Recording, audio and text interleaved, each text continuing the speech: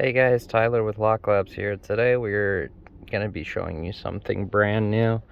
I have here a Toyota Smart Key data collector.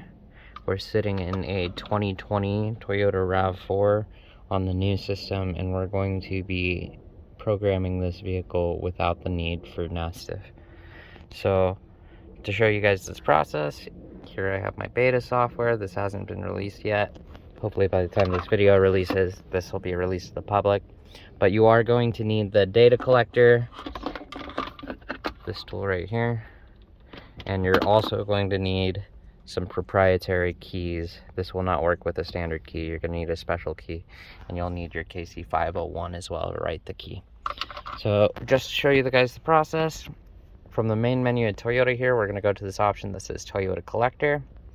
And if you haven't or already, make sure you update the firmware on your data collector. Right, so connect your data collector, hit this update firmware version. And once that's run, you can go ahead and start going in to program the key. So it's going to say 4A or 8A. This RAV4 is going to be an 8A smart key, so we're going to select that option. Alright, and it says generate matched 8A smart keys without inserting pin code. Generate an emulated key without inserting pin code, which could be used if or emergency ignition, or emulate the original key, blah blah blah blah. So we're gonna go to this option that says make key all keys lost, right? So it says please connect the data collector. So we're gonna go ahead and connect our data collector. You can see it's powered on now. We come back to our tool and we're gonna select OK. And now this vehicle is going to be the 8A 88 option. If you select the wrong option, it's not a big deal. It's just the chip's not going to program. So if you're unsure of which option to select, we're going to hopefully post a guide by the time this video comes out that tells you which option to select. But if you do select the wrong one, it's not going to hurt anything. This vehicle is going to be the 8A 88 option, so we're going to do that. Now, if this was your first time plugging into that vehicle, it's going to ask you to enter in the VIN. I've already done that, so it has it saved for me. And then we're going to select the model year, which this vehicle is a 2020, and then the month that it was manufactured, which was 07. You can always find that on the tag on the side of the door. So we've already gotten that information. And I have rewritten this key to where it's no longer working as well, just to show you guys the whole process. But we're going to go ahead and select OK. It says enter in the VIN. We've done that. It says switch the ignition off and take the key away at least 3 meters away. So this just means if you have a working key in the vehicle, which we no longer do, but if you had a working key in the vehicle, you could just set it on the ground right outside of the vehicle, and that would be fine. So we're just going to select OK. It says press the start button once and put the collector close to the start button. So I'm just going to put the antenna of the collector against the start button. I'm going to press and release. You can see it starts to flash. That means it's reading data.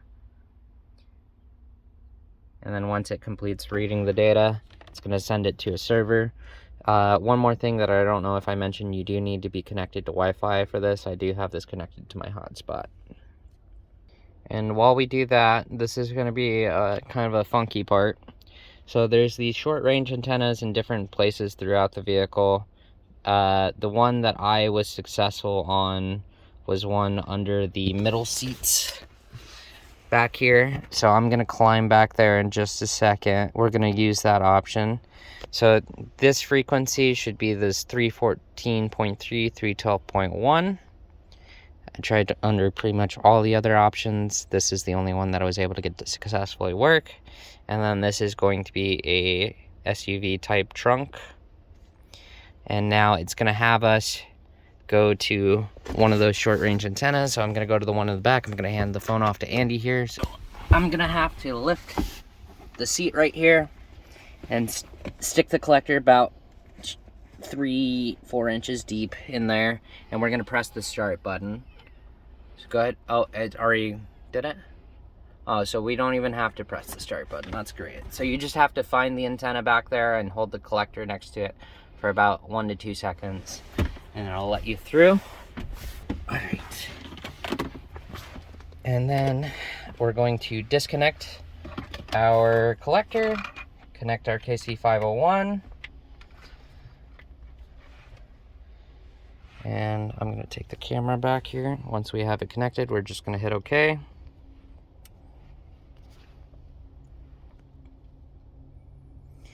So now it wants us to put the new key, or our proprietary key, inside of the KC501. Oop. So I'm just going to put the key in there, chip down, close to the antenna coil at the bottom. And we're going to hit yes.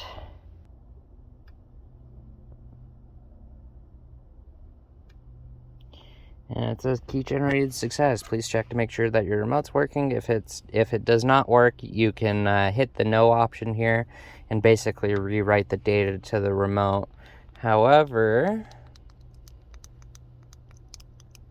yeah, we're gonna do that. So it's not working. I'm checking all the buttons. So we're going to press this no option right here. It says put the key back in.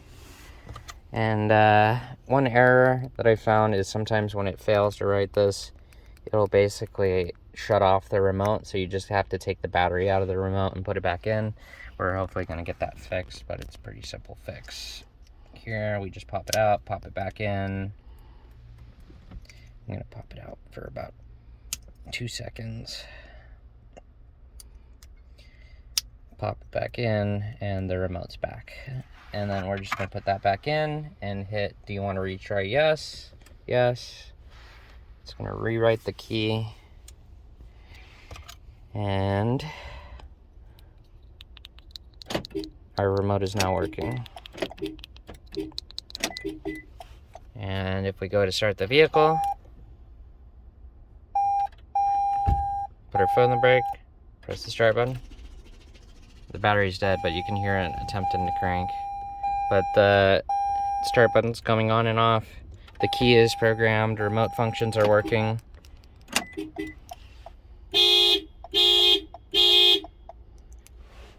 Oh. That's the whole process, guys. A bit of a process. We can hopefully shrink it down. This is my first day trying it, so, but you can see it is all working. So thanks for watching. Have a nice day.